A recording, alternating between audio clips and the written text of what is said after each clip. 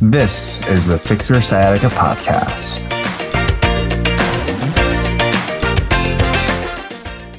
So let's talk about stretching. It's an activity that we elongate a muscle, open up a joint. It's something that we need to do. Is it something that's beneficial, or could it actually be hurting us?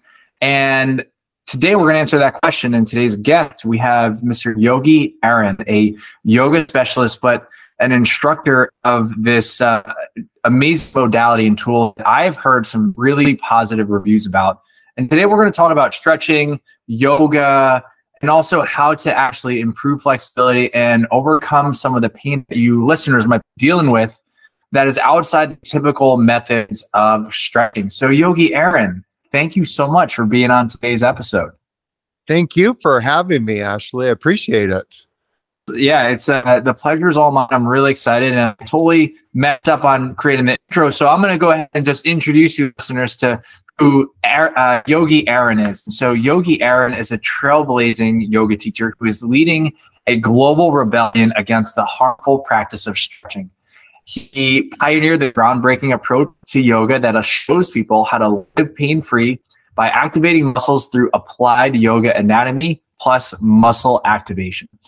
In a world where conventional stretching and flexibility practices are the prescribed norm for pain, Yogi Aaron's unorthodox method provides a safer and more effective permanent solution.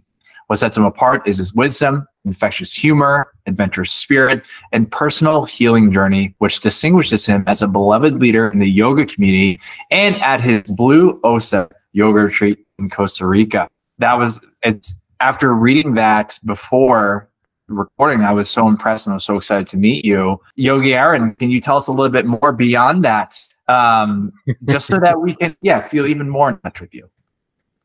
Well, I have been teaching yoga since I was about 18. It wasn't a straight line. It was a very curvy and weavy line. I never, thought I would be a yoga teacher. That wasn't really in my lane, but I got into yoga because I, like a lot of people, just started having a lot of tight muscles. So I thought, well, I should stretch, because stretching is supposed to make you younger and healthier. And then as I got into the practice, it just started to call to me more. As I said, I got into a lot of other things like scuba diving. I was in the health industry for a long time, doing health coaching and fitness training and, just all kinds of things. But there was one point when I went to a yoga class, and it was with a special teacher from Los Angeles, Brian Kest. And a light bulb went on, and I was like, this is what I'm meant to do. So that kind of fueled me to venture into this world of yoga. Shortly after that, I ended up in New York for 10 years and started kind of a men's yoga underground movement, which is a whole other story. And from there, I opened up a yoga studio in New York and then met my business partner. He was a student at the time, but then he was with me on a retreat in Costa Rica, and we saw this beautiful property, and we decided to open up a yoga retreat center. So I've been doing that for the last 14, 15 years now, since 2010. And that's kind of where I'm at, sort of. That's an amazing journey. And look at it, before we started recording and when we reached out to get recording, you have a very unique experience with sciatica pain that you've gone through. And it, like, throughout your entire journey, dealing with this pain was also a stepping stone to understanding what you know of today. So would you be able to share with us your sciatica pain journey? Yeah, absolutely. I got into yoga. When I refer to yoga at that time, it was really about stretching. For me, it wasn't a spiritual practice. And I just wanted to stretch. And so I thought, well, going to a class once a week where I focus on stretching, it's going to be better than nothing. And then I slowly progressed and did more and more. But one of the things that happened to me shortly after I started doing stretching yoga was I really hurt my back, and to the point where I was really incapacitated. I was 18. I remember it so clearly because I was thinking to myself, I'm 18, like I should not be having this kind of old body. Like people that are older have back problems, not somebody who's 18. And an interesting thing kind of happened simultaneously. I think it's interesting that I started developing an ego, an identity around I'm a person with back pain. And so that's kind of how I presented myself whenever I would go to yoga teachers or anybody who was a movement specialist or in the healing world. Like, I have back pain. So that was kind of interesting looking back at that. Then I remember the first time I had sciatic pain. I was around 28, 29. And I believe I had a micro tear of my hamstring in my left leg. And as I was healing from that, I ended up developing this intense sciatic pain on my left side. And so that was kind of an interesting moment. I don't know to the degree I had it. I had some people explain to me it was like ghost sciatica, but it was my first introduction to what that could feel like. And as I went along, I started developing other issues on both legs. And, you know, the solution was always the same. I would go to a yoga teacher and say, I've got this tightness, I have lower back problems, I have pain in my hips. Well, we need to open your hips. We need to stretch deeper. And I'm like thinking sometimes, you know, how deep am I supposed to go? Like, I'm going pretty deep already, you know? And so anyways, I had dealt with a lot of chronic pain in my body. It wasn't just sciatic pain. I had intense shoulder pain and neck pain. So about 25 years after doing this, I ended up finally in the emergency room of a hospital where an orthopedic surgeon came up to me and said, we might need to end up doing a spinal fusion in your lower back. You've got a herniated disc, which is pressing into your nerves and causing, you know, all of these problems. And to date, I haven't had that surgery. I immediately then shifted and I realized I need to learn something more about, you know, the body, what is stretching actually doing to me? And that kind of took me down this journey of studying muscle activation technique, where I started to understand for the first time in my life muscle function, the purpose of muscles, what they're supposed to do. I mean, we think we know, but we don't. A lot of us, I'm speaking to the people specifically in the yoga world, we don't really understand muscle function and we don't know how to make it better. And what I realized is stretching was making the problems worse, and that what I needed to do is activate those muscles to get them to support the joints of my body properly. This episode is brought to you by the Patient Advocate Program. Are you tired of not having support between your rehab sessions? Introducing the Patient Advocate Program, and we're focused on your recovery, and we're offering you 24/7 access to a doctorate of physical therapy. Stop waiting in line to be seen and stop spending hours doing long exercise programs. Imagine being able to get all of your care delivered straight to your phone. Best of all, it's affordable. We believe everyone deserves top-notch relief without breaking the bank. So why wait? Take control of your health today and visit ptpatientadvocate.com and book your free call with our experts. Yeah, what a journey. It's really interesting. And I'm glad that you didn't go through that surgery, because it looks like you're really healthy and you're doing well now. As a physical therapist, I found it to be extremely interesting that you had a severely herniated disc and they recommended a fusion, because oftentimes fusions are often recommended when there's a presence of instability. And if you just had a herniated disc, there wasn't an anterior slippage or like all these other signs, I'm sitting here scratching my head being like, why were you recommending this surgery in the first place? So it's always really interesting. And I'm glad that you went through that journey, because it's a very special journey. And a lot of people, when considering surgeries, in some cases, you're going to go to 10 different surgeons, and like based on their expertise, you're going to get 10 different things. And that's where it becomes extremely challenging to figure out, well, which one should be the best for me. And I'm so glad that it led you to discovering the muscle activation technique, because as I was studying, and I'm not an expert in muscle activation technique, but when I did a little bit more research, it made a lot of sense in regards to what I know in regards to how the body moves. So I'm really, really excited. We'll take a deep dive into talking a little bit more about that today. But what really got me intrigued when you reached out, when your platform was about yoga, right? Yogi Aaron is your name. And a lot of what people think about in regards to the yoga world is stretching. But what you say is stretching can in fact be harmful. And I think when people hear stretching, I think that there's probably like a general consensus, but for the listeners out there, how would you describe what stretching means?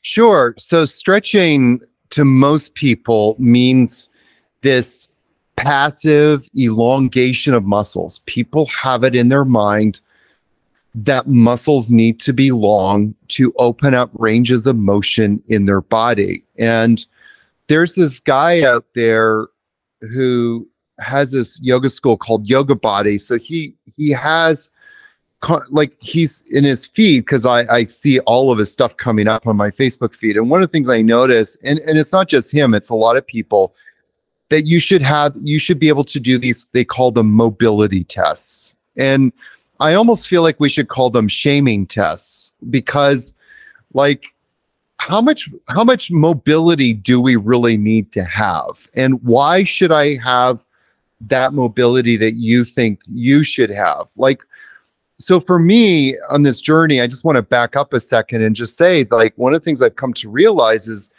there's a certain functionality that I need to have in my body. I need to be able to bend over to pick something up off the ground. If I can't, I should bend my knees a bit. I should be able to reach for the shampoo bottle on the shelf in the shower so I can wash my hair. And I, by the way, I specifically said that because one time I did that, my whole upper back seized up on me, which is a whole other story. So we should be able to do these kind of like natural things. And we've kind of got it into our heads that we have to be able to put our foot behind our head to be happy, which isn't never going to lead us to more happiness. One of the first episode of my podcast series is how much flexibility do you need to have to be happy? So a lot of people think like yoga is a practice to stretch and that you need to stretch and open up, and have these different ranges of motion. But what stretching actually does is it cuts that neuromuscular connection. So there's a telephone line between your brain and your muscles. And so when you stretch, when you passively elongate a muscle beyond its end range of motion, well, even if you passively move it, just passively moving it, period, you're going to cut that connection between the brain and the muscle. And you might think, well, why is that important? Well, what happens then is that the muscle loses its ability to contract and contract on demand. So when you need that muscle, it will not be able to work optimally. And if that muscle is not working optimally, your body is always going to go from point A to point B, no matter what. We're amazing creatures of compensation. But now you're starting to use muscles that your body, that you have no business using. Like if you bend over and pick something up, you should be using your core muscles. Your core muscles should be contracting. But a lot of us don't have core muscles that are contracting properly. So then our body starts to rely on our back muscles. But if our back muscles aren't working properly, guess what happens? Then our back seizes up. So then we start to develop muscle tightness, and that can show up in many different ways. And one of the most interesting things to me, especially in the yoga world, but even in a lot of the movement worlds, is that nobody really ever addresses muscle tightness. What is the cause of muscle tightness? And so muscle tightness is just a protective mechanism. So when I was like trying to stretch out my tightness when I was 18, what I should have been doing was dealing with the causes of why those muscles were tight to begin with, dealing with the instability and why my body was tightening up to begin with. Yeah, I 100% agree with you. And I like to look at muscles themselves. And when it comes to trying to stretch out a tight muscle, or what Yogi Aaron was describing, that neuromuscular connection, there is the term, they call it Golgi tendon organs, aka GTOs, and they're actually placed in the tendons of our muscles. And when you apply a long stretch, as Yogi Aaron said, it actually sends a signal to our bodies and our brain, our spinal cord, and it will actually result in that muscle relaxing. And the reality is, you don't want to relax muscle. You want a muscle that will function normally. And when a muscle is relaxed significantly, it's not going to operate efficiently, and it puts a lot of pressure on various different aspects. So as I was listening to your episodes here, and I was writing notes, I was like, yeah, that's absolutely right. and it's a huge agreement. And I think what a lot of people I see or observe, that a lot of people think that stretching, they're like, oh yeah, this thing feels tight, so I need to stretch it. And you hit the nail on the head. We have to figure out, why is it tight in the first place? I actually just worked with a client this morning, and they were experiencing a lot of pain when they were sitting. But like, aside from that, the rest of their life was fine. We actually identified that her piriformis was actually quite tight. And so we could one, we're going to do a little bit of mobilization to kind of just improve the movement of it. We're not doing a stretch, but also trying to figure out, well, why was this piriformis muscle tense in the first place? Was it because of the trauma? You start asking these questions, and it's actually when you start asking these questions where you start to get a better idea and be able to say, what can we do to fix it? And so I love that approach, Yogi Aaron. Like, really, really a huge fan, right? So people look at it, it's like, okay, elongation.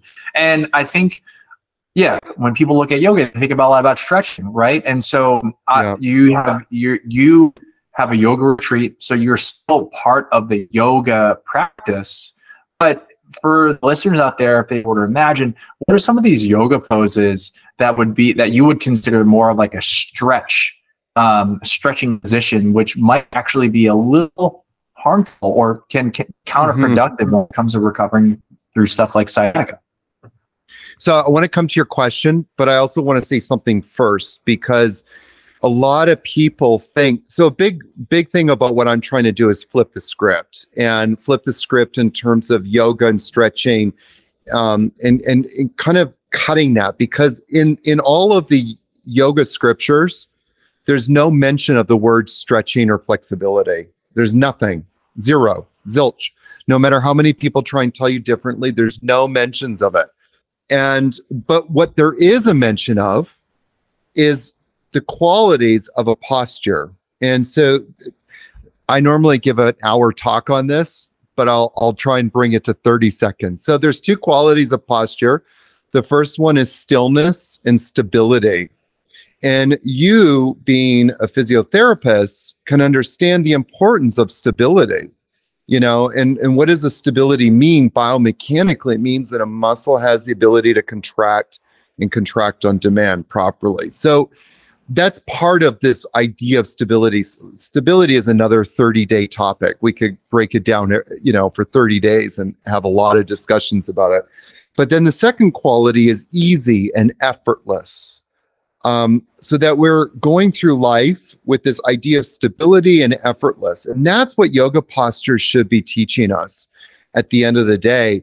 And so where muscle activation comes into it is, like the way that I teach specifically, we're teaching people how to get to that place of stability through effortless and ease. And biomechanically, the muscle activation really is more effective if we're in that parasympathetic state. So it works really well with yoga because we're trying to get people into that rest and digest state, so we can reduce stress, reduce inflammation, and start to rebuild and refortify, reconnect that neuromuscular connection. There's some yoga postures that I will not teach anymore. One of them is occult classic, which is child's pose. A lot of people are like horrified that I say that, but it's one of the worst poses that you can do to your body. And since we're talking about disc herniation in relationship to sciatica, a lot of people are already sitting in that flex state in their lower back. If you're sitting, and you're kind of slouching, you're exacerbating any kind of like flexion in your lower back. Well, what do? Then you go to yoga class and do this kind of like flex pose, and you hold it there for a long time. That's number one. Number two, you're also now shutting down like 5 major groups of muscles. One of them is the hip flexors, the hip extensors, the back extensors. So all your back muscles and hip muscles in the back body are over lengthening. So it's already having a negative effect there. And the other group of muscles, or the group of postures that I tend to stay away from, is any kind of what we sometimes call hip openers. And so any kind of like pigeon pose or any kind of like hip opener, we just stay away from them.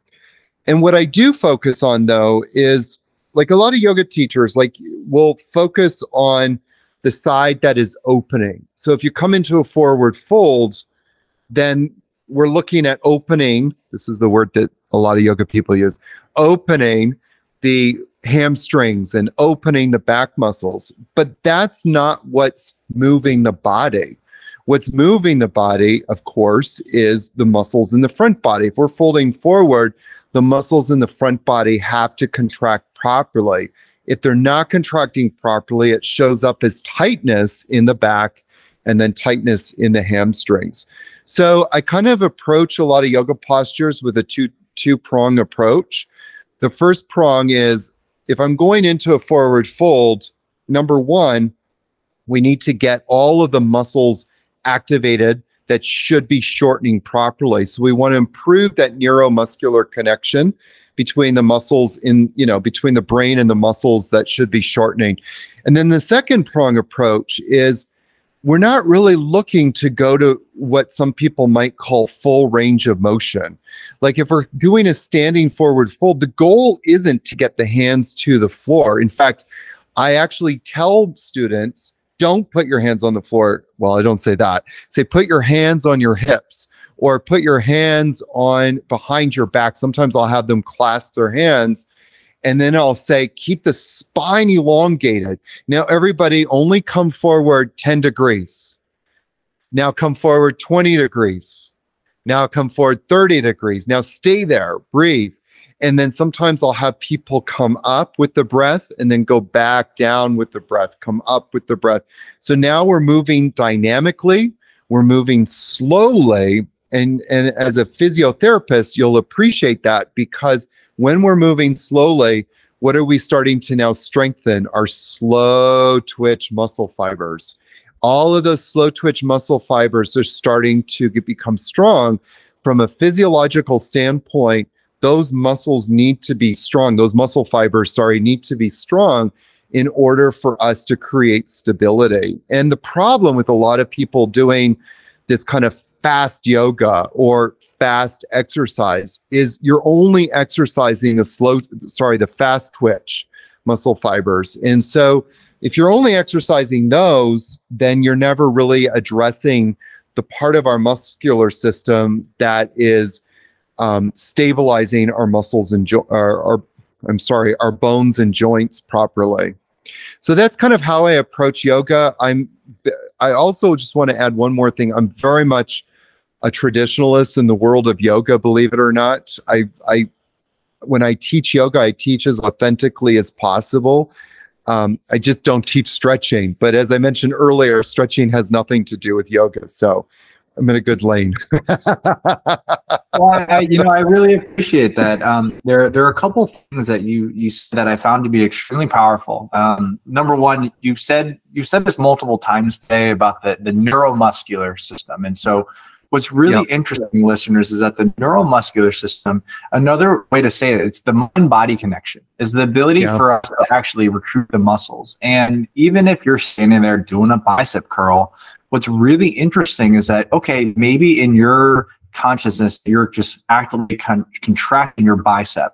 But what's really interesting is that as you are lifting that weight, every other muscle in your body is contracting to stabilize. And muscles do not function in isolation. And so having the optimal mind-body connection allows us to recruit all the necessary muscles that are necessary for just normal function. So I really appreciate that you brought that up, Yogi Aaron, because a lot of people overlook that. We often, us, and especially as an American culture, one, we categorize exercise as a specific activity.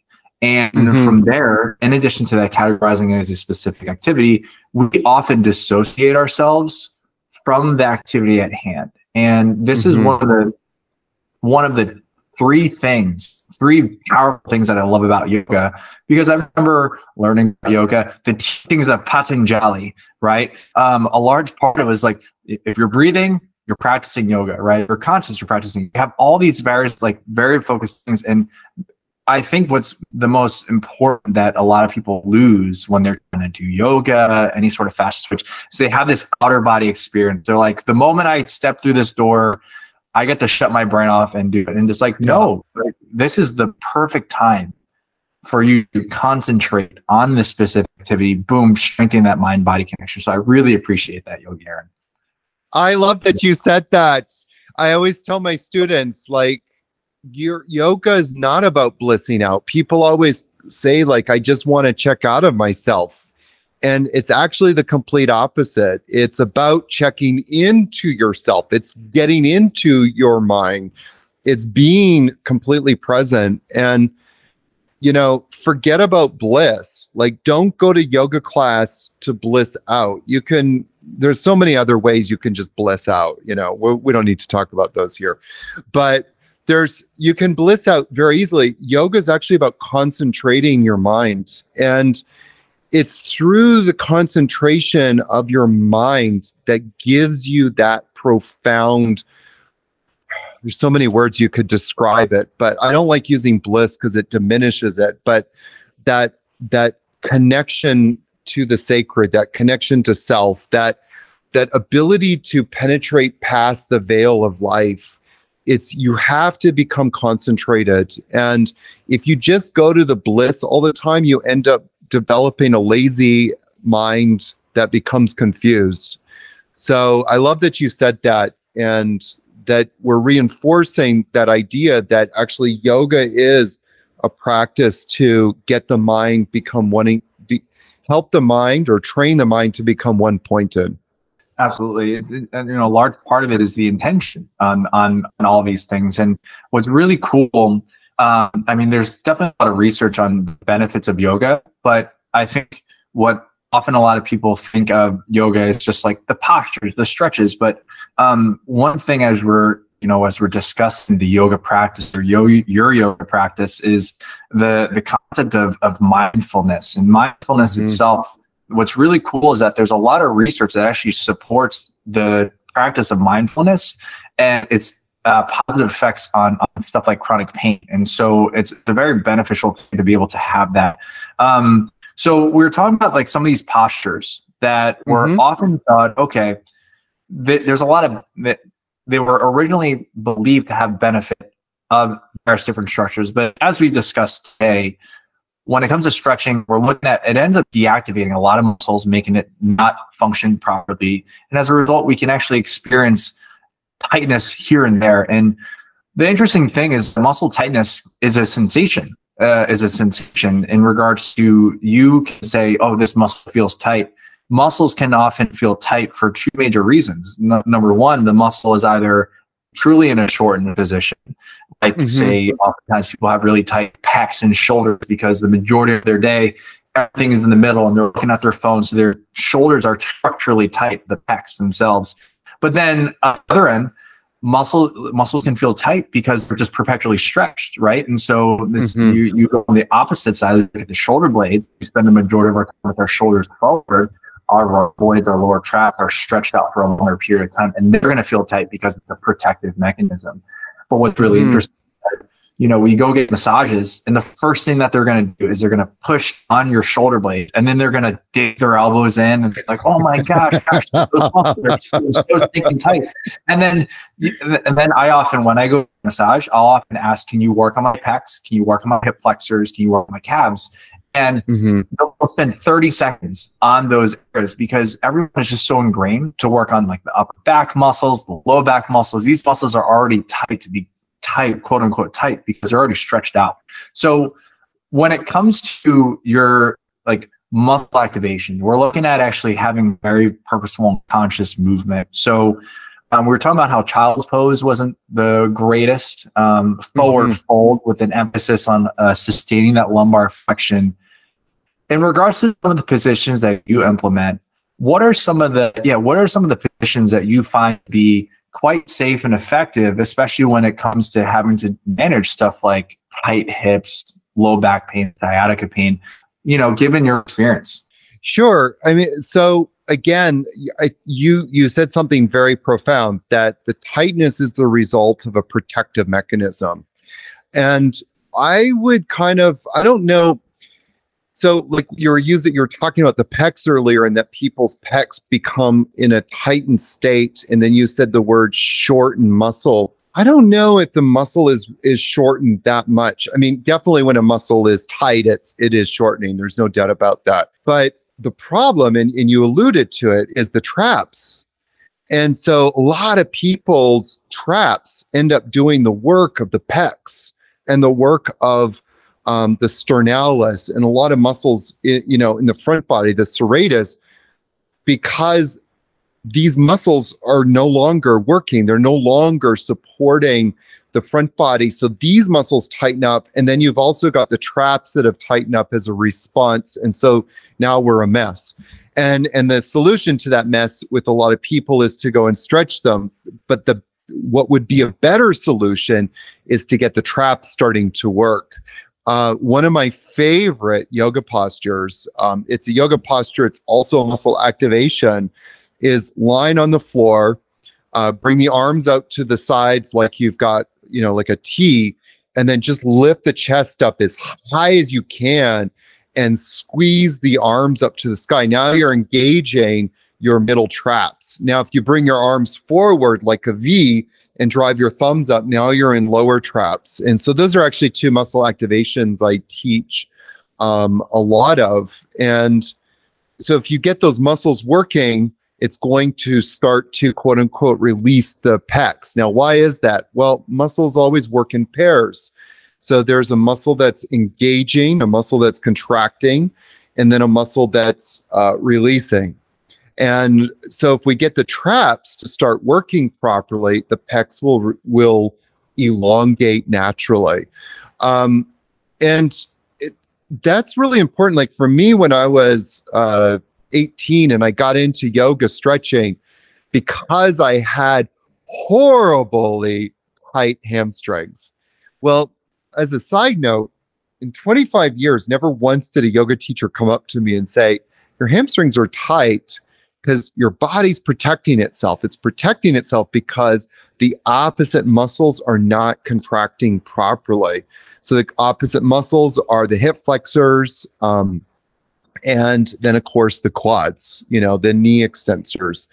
And so the solution to my tight hamstrings, and I would say in many respects, I have more range of motion today than I've ever had, and I don't stretch. But I work on asking myself, where's the source of that tightness? And so one of the clues, it's not the only clue, but one of the clues is to start looking at the opposite muscles. And so if again, with the hamstrings, if my hamstrings are tight, which is a signal that my body is in a protective state, that my hips are not stabilized, probably in connection with my lower back, then I need to start activating my hip flexors.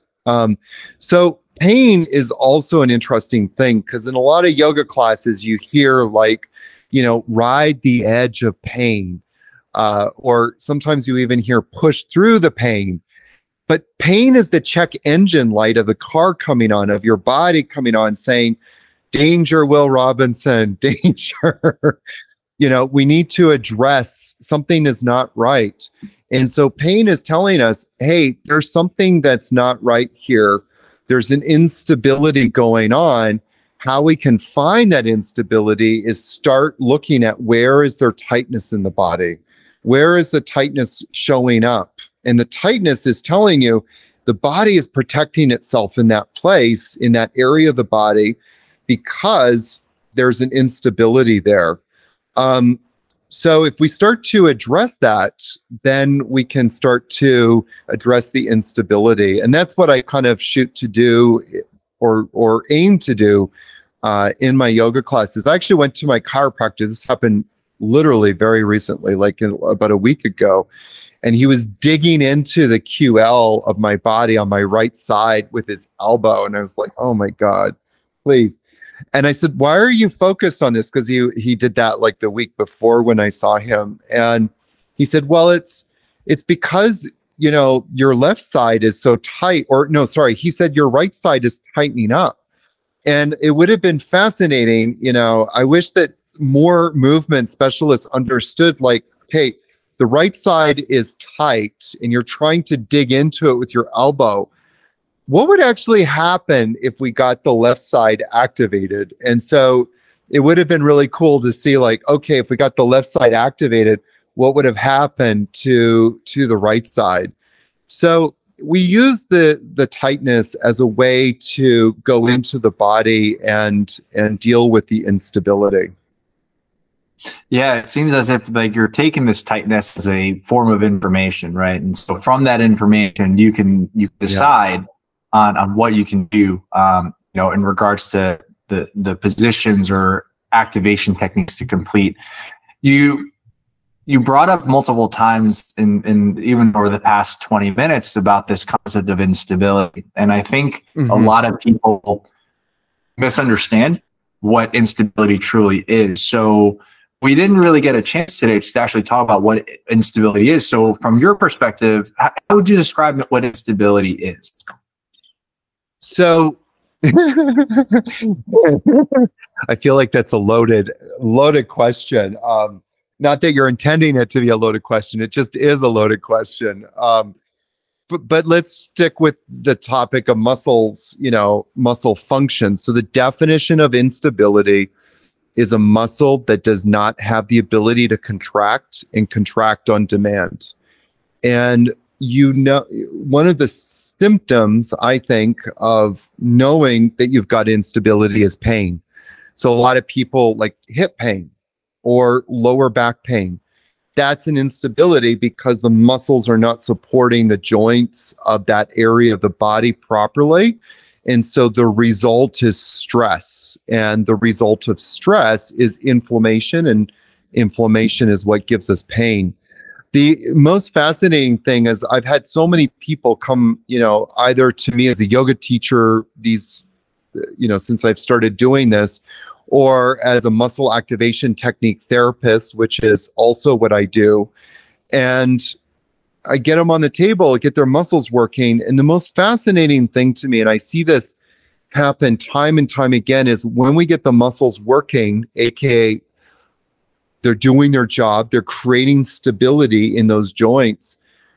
The inflammatory process, sometimes it stops right away because there's no more stress in that joint. And that is just fascinating to me to see that happen. I actually had a client who had sciatica, and he came in to walk through my door, hunched over, limping, and he was just saying like how he had been dealing with this pain, like intense pain for a couple of months. And he was just at the end of his rope.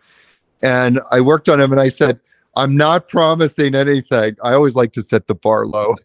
I'm not promising anything. But after he got up, he was like, there's no more pain. And just for your listeners to know what I did, I basically focused on his hip flexors. Psoas major, iliacus, the rectus femoris, all of those kinds of muscles that are operating on the hips. I got all of those working. I also worked on some of his back extensor muscles in his lumbar spine and turned them all on. And It's just like now he had more stability. And so that's what we're talking about in stability. Muscles have two jobs. They move bones and they stabilize joints. And so in order to do that, they need to be able to contract, shorten properly, contract and contract on demand.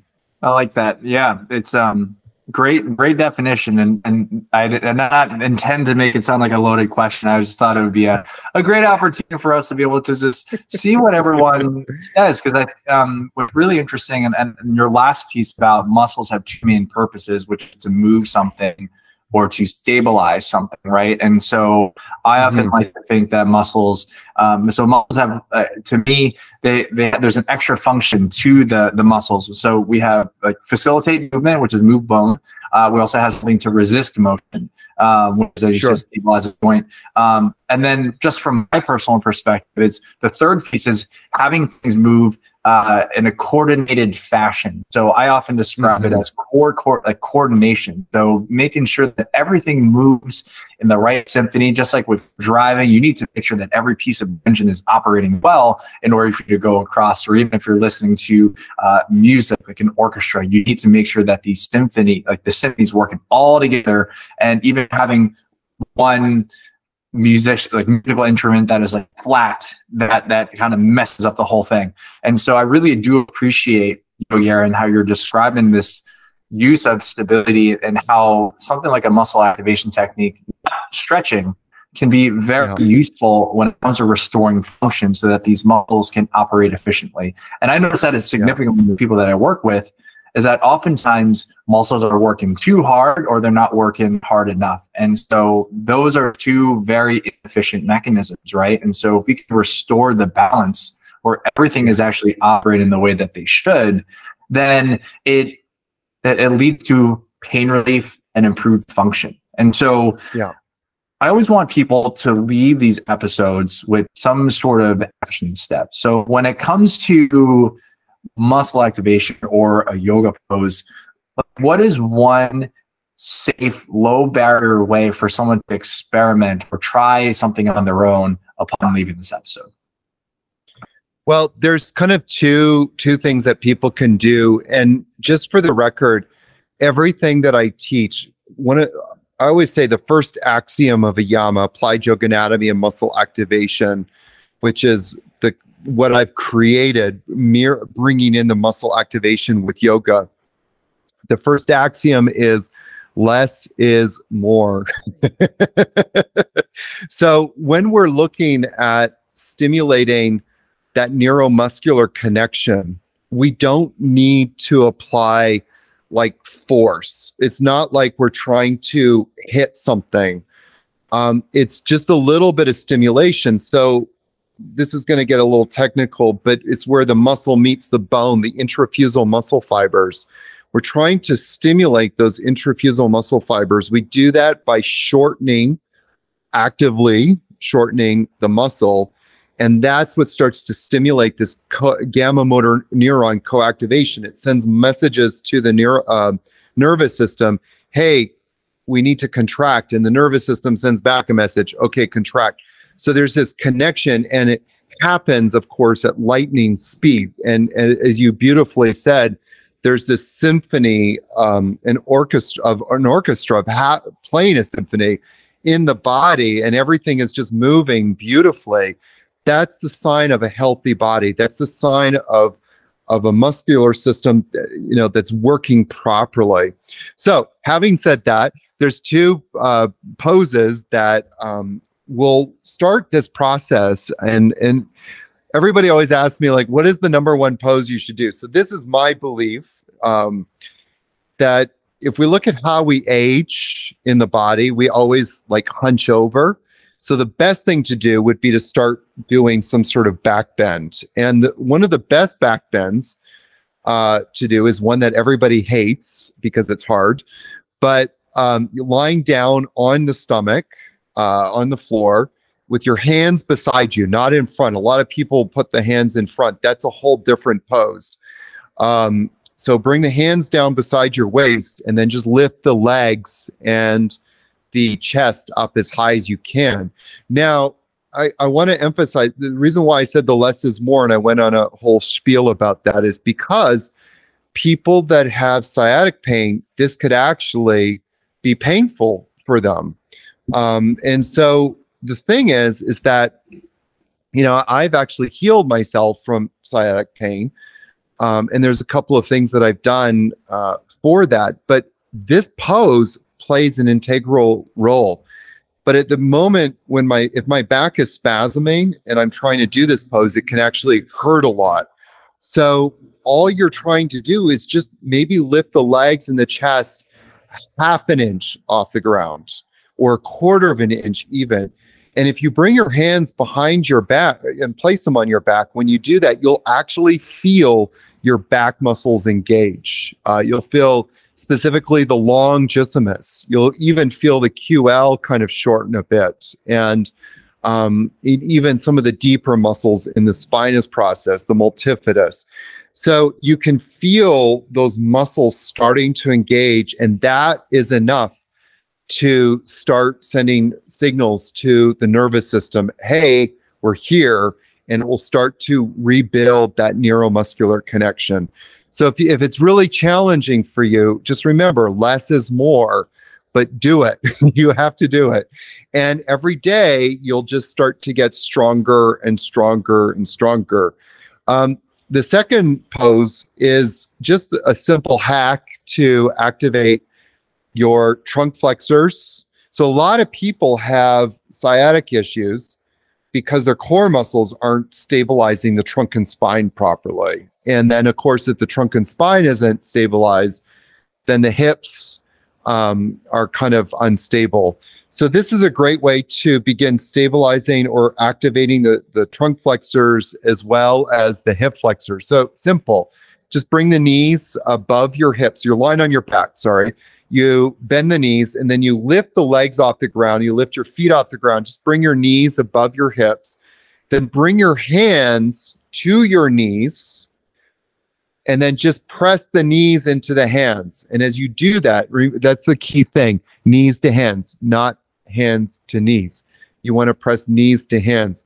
And if you do that for 6 seconds and hold it, and then just release and relax for a moment, and then do it again.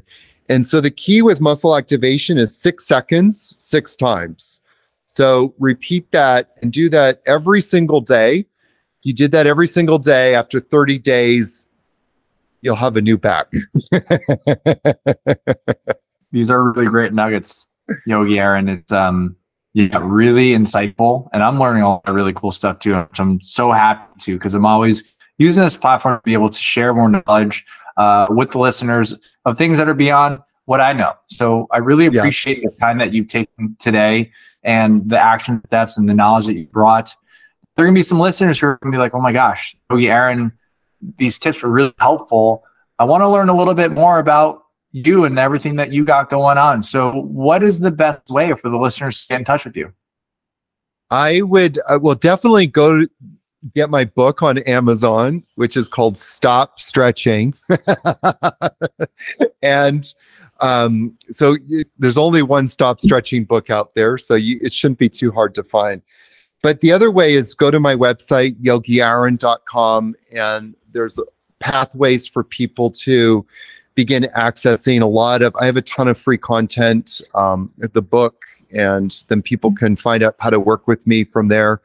But they can begin living their best pain-free life. I mentioned to you before we were talking that I really respected your work, and I think it's really important that there's more people like us out there to share with people, easy solutions. These aren't really mind-blowing crazy out there solutions that cost thousands of dollars. It's just stuff that people can do in their own home. And I think that my goal is to help people live their best pain-free life, because people don't have to be in pain. So get plugged in, go to yogiaaron.com. There's a lot of stuff, and you'll find a solution to your pain. I'm so pumped. Listeners, if you did not get a chance to write that down, I'm actually going to be all the links into the show notes today. Yogi Aaron, was such a pleasure. Thank you for having me. It's been a great conversation. Thank you so much for tuning in. We hope you got some help from today's podcast. And for more info, check us out at ifixyoursciatica.com. Have a fantastic and pain-free day. No patient-therapist relationship is formed by listening to this podcast. We are not providing medical advice, and all information should be confirmed by a medical provider.